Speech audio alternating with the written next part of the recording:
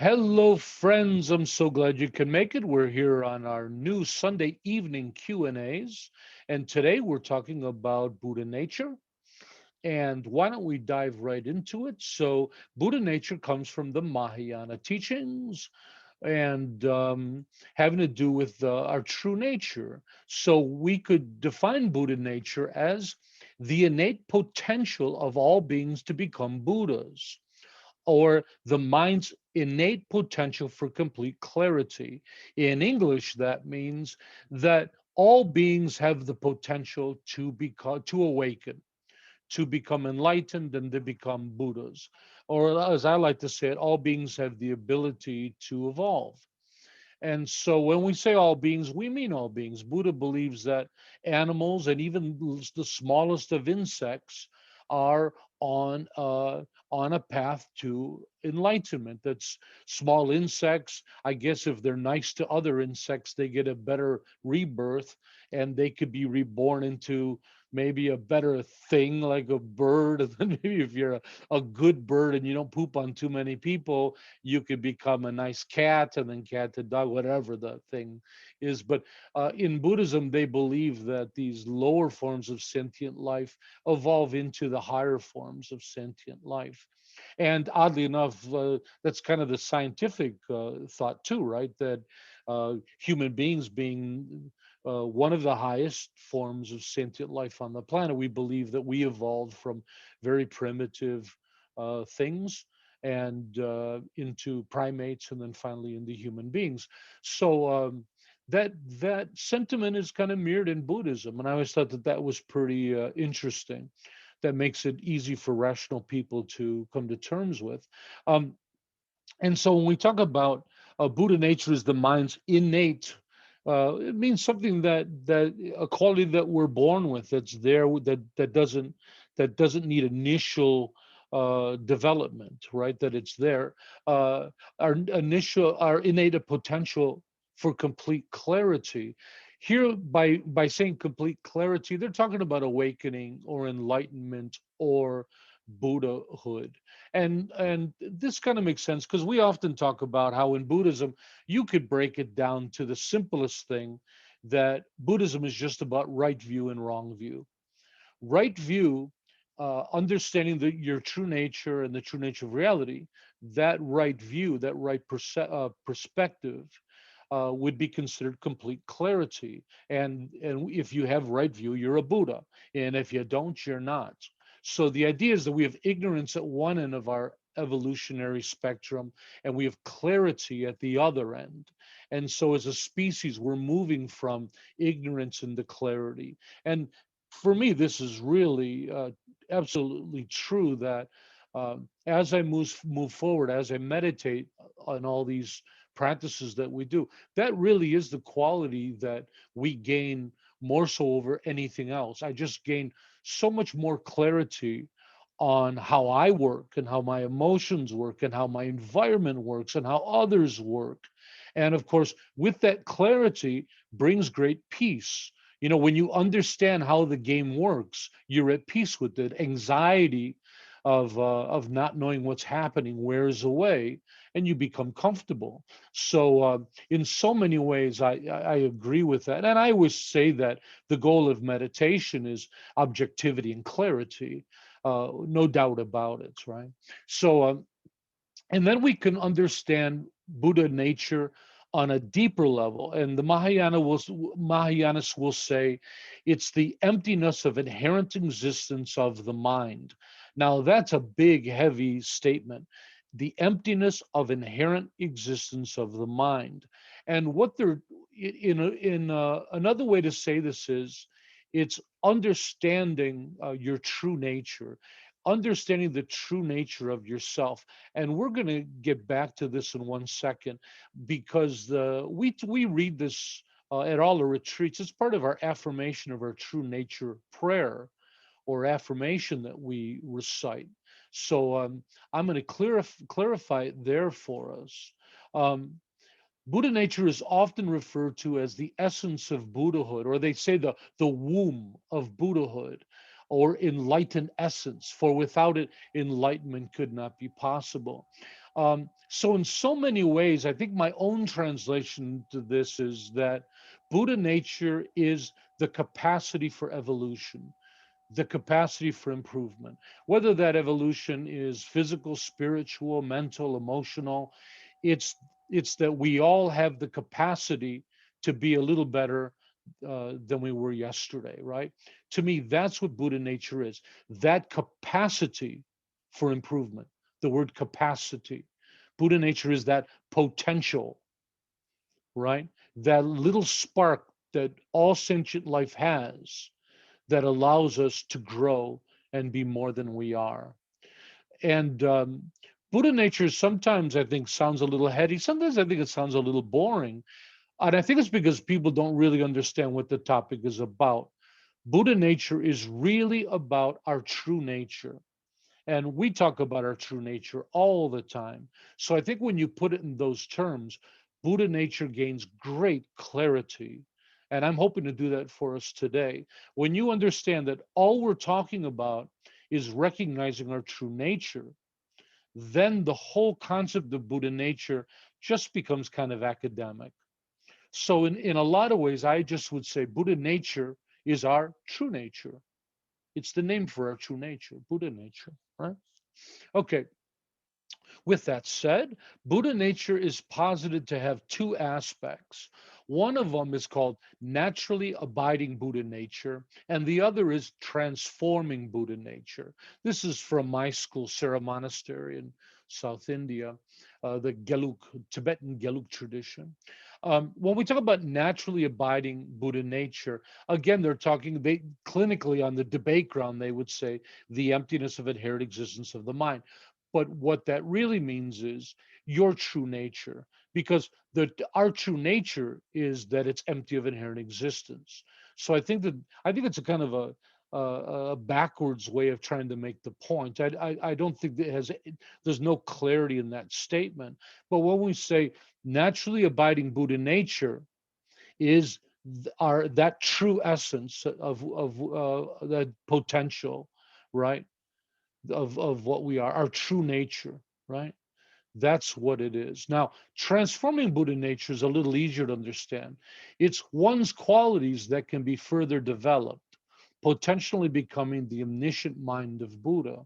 So, transforming Buddha nature is those qualities that lead to Buddhahood, lead to awakening, lead to enlightenment, lead to liberation, whatever phrase you're comfortable with, but those qualities that can be developed towards that. And and oh my gosh, there's so many qualities. I mean, our goodness, our benevolence, our kindness, our it's not just strong qualities of Buddha, our clarity. You know, there's just so many qualities. In a sense, it's just all of our benevolent qualities, our empathy, right? Our generosity, all of these qualities that can be transformed and become greater qualities leading to awakening. So that's called transforming Buddha nature. Those two aspects are rarely talked about. So you don't have to memorize these. So naturally abiding Buddha nature and transforming Buddha nature. When we talk about Buddha nature, generally, we're always talking about naturally abiding Buddha nature. So we just call that Buddha nature. Okay, a minute ago I said that I wanted to talk a little bit more about this the mind's innate potential for complete I'm sorry, for the emptiness of inherent existence of the mind. And if you remember, I'm going to put this on for you guys to see. Where am I? I'm over here. Let me do something here. I'm going to put this up for everybody to, these are my teaching notes, but I wanted you guys to see this. So this is our very common prayer. I say it every morning. I hope a bunch of you folks also do it in your daily prayers. It's the affirmation of our true nature. And Ashagil is here. Tharpa, Lovely. your video is off. Mine? We can't see you. We can see your shared screen, but we can't see you for the last 5 minutes. Okay. Thank you for sharing that. Oh.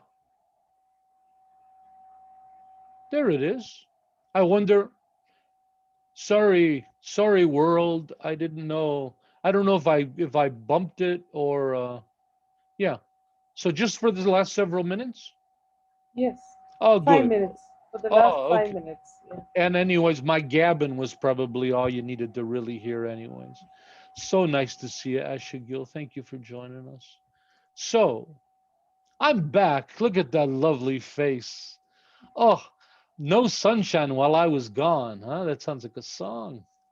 Well, it's nice to be back with everybody. I am technically challenged sometimes. I'm a monk. You expect me to be able to push all these buttons and everything? God, I was hiding in a monastery for 10 years where all of you guys were learning social media. So, affirmation of my true nature, this lovely prayer that we recite, it's the first half of it that really talks about what our true nature is. So, again, I'd like to say Buddha nature is easy when you understand Buddha nature is just there. We're talking about our true nature. And we're talking about true nature all the time in our classes, right? In all of our texts on goodness, our texts on happiness, we're always talking about our true nature, our text on awakening through appreciation. So that's a lot more familiar to my Sangha than the word Buddha nature. But remember, Buddha nature is this topic we're always talking about, our true nature. Okay, so I exist as a conceptual identity, an idea. So right away, you see what they're talking about, the emptiness of inherent existence, that we're talking about that human beings exist in this way. Though we have a physical body and we have a mind, ourselves as an existing, as an identity, we exist upon those, but we're separate from those. And so I'll continue. I exist as a conceptual identity, an idea, imputed upon collections labeled mind, collections labeled body, and collections labeled experiences. I am an ethereal and wondrous entity, blessed with infinite potential and an unlimited capacity for good. These collections and identity are not static elements, but instead are dynamic processes existing interdependently in a state of constant and infinite change. So, as far as my writing goes, I put this together. That was my best version of that of what our true nature is. I thought that this describes it quite well. So as you can see here, our true nature is ethereal, right? We think of ourselves as so solid and concrete, and our body is, but what we really what we really are, the aspect of us that we really identify as us, is ethereal. It's a conceptual identity, merely an idea, a story. Now, to some people, that sounds a little spooky. Anybody feel a little spooked by that? And with the thought that, hey, I don't want to be a conceptual identity. I want to be me. I want to be real. I want to go out with friends and drink margaritas and eat nachos. But the fact is that though it seems like we exist in that way, we don't, right? And so understanding your true nature is what makes us awakened. That's what we awaken to, right? We awaken from our ignorance. We awaken from our wrong views of what we are and who we are.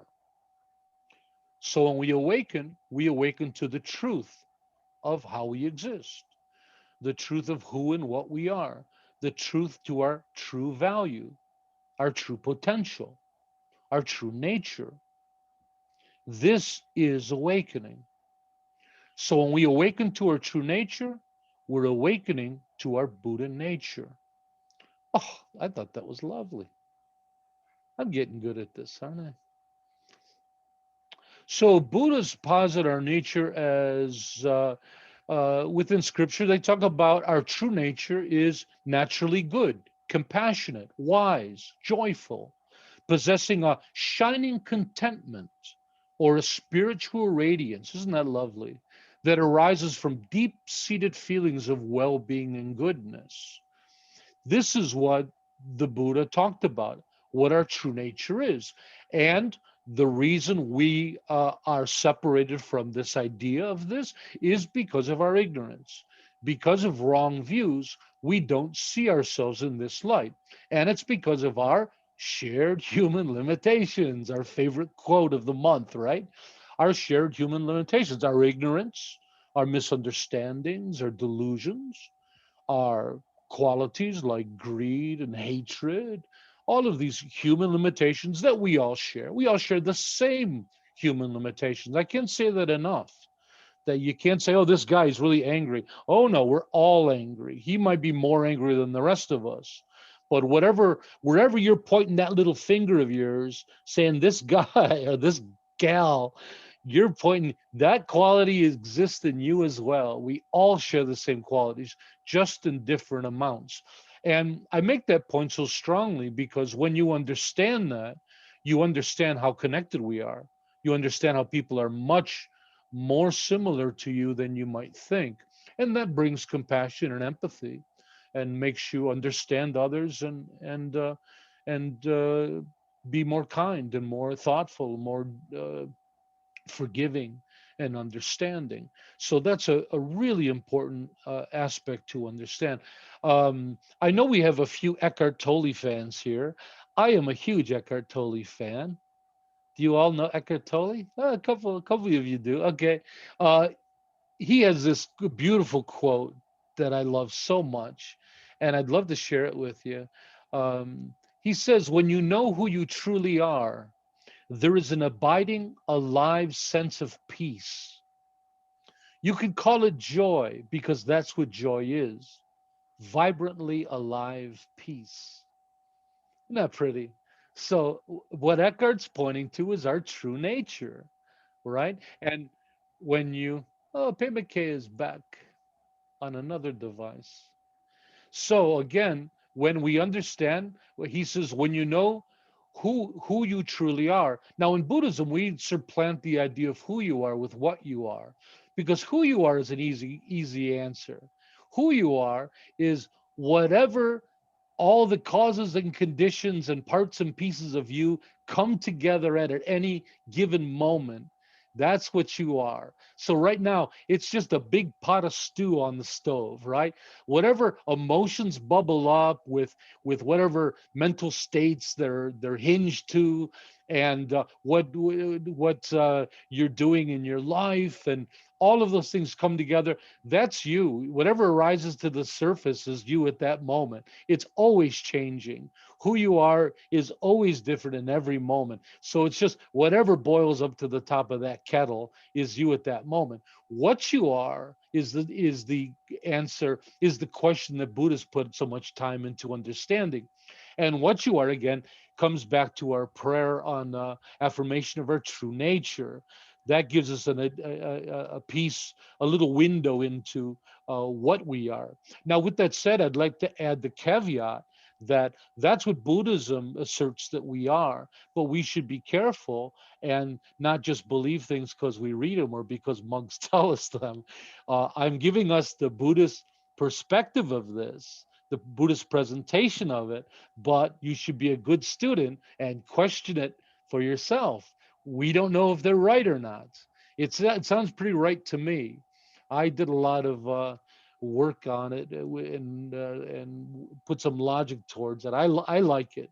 That's why I'm a Buddhist. That presentation I think is spot on. But you yourself have to determine if that's true for yourself. Okay, with that said, Buddha nature is complex, I think, only because of one point, that it's interpreted very differently by by different schools. This becomes a bit of a problem. So I can't speak of the earliest known occurrences of the term Buddha nature and what they believed. I haven't done that research, but at least from the Tibetan Buddhist point of view, uh, there's Buddha nature became something more than scientific or more than rational, and some of the schools of Tibetan Buddhism looked at Buddha nature as being a mystical quality. And they would talk about things like the concept that you're already a Buddha, uh, and don't know it. And all you do is you have to strip away those shared human limitations. And once you get rid of that, the Buddha is there underneath it all. And that's a very popular idea. And it almost gives the idea of Buddha nature a magical quality, like some form of karma, that you're born with some kind of magical karma that will turn into a Buddha at some point. And I'm afraid my school of Tibetan Buddhism, the Gelug school, and of course the great scholar Lama Tsongkhapa disagreed with this thought. And and the reason is that uh, when somebody becomes, it's asserted that when somebody becomes a Buddha, uh, once their mind is purified, you can no longer fall back into delusion.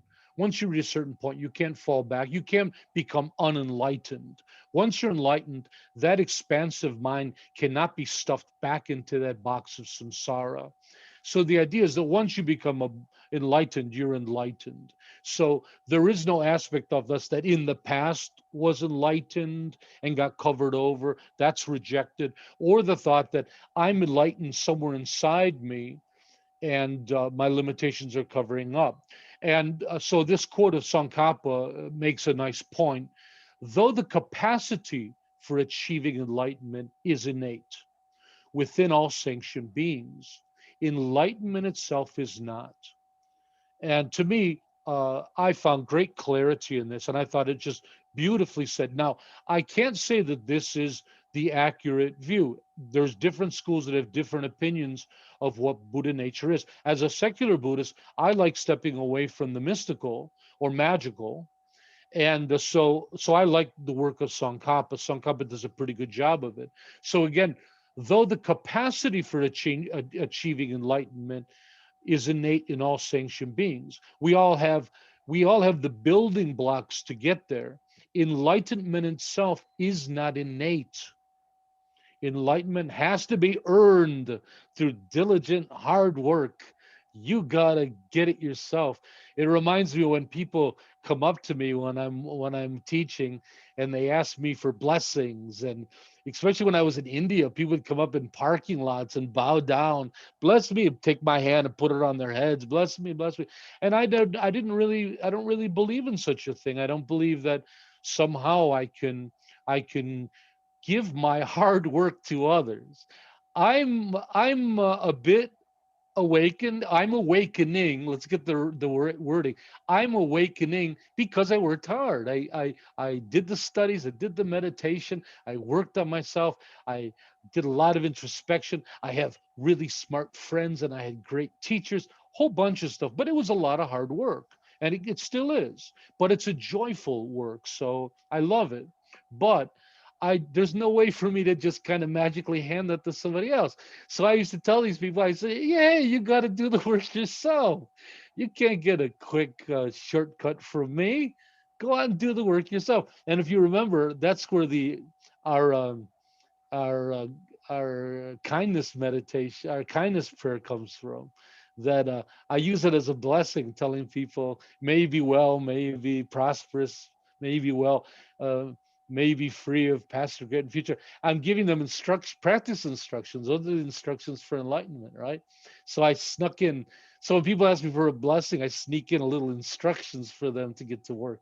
Ah, so that's the approach that I like. I like Sankaba's approach that, yes, even the smallest of insects have a capacity somewhere for enlightenment. It might take a long time if you believe in rebirth. Of course, a lot of this idea of evolution of species through through multiple lifetimes is dependent on a belief on rebirth. I hold a belief currently in rebirth, but a lot of my friends don't. No problem. But the thought is still there. Um, but so I could also surmise it in another way and just say that Buddha nature is just about pointing out our true benevolent nature, that underneath all our craziness, underneath all our mental and emotional baggage, underneath our raging at somebody on Facebook or in road rage, underneath all that crazy stuff that we do, is a civilized human being who's wonderful and kind and good, right? Buddhism posits that. I remember when I was a Catholic boy, Christianity told me I was a sinner. I was a sinner, and I could say to the priest, I said, "Well, I haven't really done that much wrong." And he says, "Oh no, no, it doesn't matter. You were born a sinner. You're born into sin, so you owe us one right from the beginning." And I really liked it when I became a Buddha, and I found out that it was really different. Buddhism posits the opposite. Buddhism posits that you're this lovely, pure person. You're just kind of, you have all these limitations, evolutional limitations that get in the way. So I like the analogy of dirty windows. So we're dirty windows. So the nature of a window glass, right, is clear and translucent. It lets the sun shine through, right? It's ethereal. It's lovely, right? But it gets dirty, right? So we're kind of born with like we're a pane of glass, but we're kind of dirty at the beginning. And the spiritual path is just getting out your cloth and starting to clean that window. And you don't have to have it every single piece scrubbed clean to let light through. As you scrub it, as you get some of the dirt off, light starts to shine through. You get a benefit from it, right? But as you go along in spiritual practice, you're getting it cleaner and cleaner until, oh, it's almost complete. You don't even see the glass itself. It's completely ethereal and translucent, transparent, and just the sunshine and beauty just shines through it all. So I like kind of that analogy of us. The other one, probably Ella knows this one. They always talk about it's like a glass of dirty water. The more you stir the glass and you keep the dirt going around, the water stays muddy. And of course, the stirring is our crazy minds that won't stop thinking and plotting and scheming. That's the stir. But if we can stop the stir and we let the glass sit, all the mud sinks to the bottom of the glass, and the water becomes perfectly clear, pure water. Right? That's another really nice kind of thought. Excuse me. Um, and then we have another uh, prayer that we say our prayer of the affirmation of suffering. And this is another one I hope that all of you say every day. It's a very powerful practice. I've mentioned this before, that this prayer is a prayer of samsara and enlightenment, and samsara and nirvana. I'm not sure if everybody's caught on to that. The first half of the prayer tells us why we're in samsara. The second half of the prayer tells us how to get out of samsara. So it's quite a powerful piece. But here I want to concentrate on the second part of this, because this is talking about our true nature. So through realizing the ethereal nature of my identity, I realize the ethereal nature of my vulnerability. Through realizing the ethereal nature of my vulnerability, I realize the ethereal nature of my problems. Through realizing the ethereal nature of my problems, I realize the ethereal nature of my suffering. So in English, we could say, by understanding my true nature, by understanding my Buddha nature, um, by understanding the true nature of my identity, I realize the true nature of my vulnerability, which is fear. Through realizing the true nature of my vulnerability, I realize the true nature of my problems, the problems that arise from that fear. Through realizing the ethereal nature of my problems, I realize the ethereal nature of my suffering. So this shows us how understanding your true nature is what uh, is what changes for us to have a mental state of samsara or nirvana. I didn't say that very well. Understanding our true nature dictates our state of mind, whether we're in samsara or nirvana. I did that one better, yeah? Yeah. Okay. So That is what we're talking about, folks. And again, I'd like to just bring it all together and again talk about when we're talking about Buddha nature, we're just talking about our true nature. Do you remember in our classes on appreciation, awakening through appreciation, our practice of shining? Do you remember how we were really getting into our true nature and talking about, what exceptional, wonderful beings we are? That every within appreciation, when you get into stillness, when you learn to abide in stillness, you start to realize the miracle of every moment that you exist, that in this moment right now, none of us have to exist. Nobody promised, there's no guarantee that any of us needed to exist right now. It's a miracle that we're all here together, right? When you realize that miracle in every moment, this is understanding your true nature. It's understanding how you exist, how you as an entity exist. That when you realize the miracle, the wonder of your own existence, you know, when you realize that all of the problems that we have are just these superficial limitations that we all share, but that can be removed. When you realize that nature that's underneath it all, our true value of what wonderful, wonderful species we are, what a wonderful people we are. And when you understand our potential, that we have so much we can do with our lives, this is understanding our true nature. This is Buddha nature. Our true nature is our Buddha nature. How about that, everybody? And it's question time. How about if we pause the recording? We get better questions and answers when we pause the recording.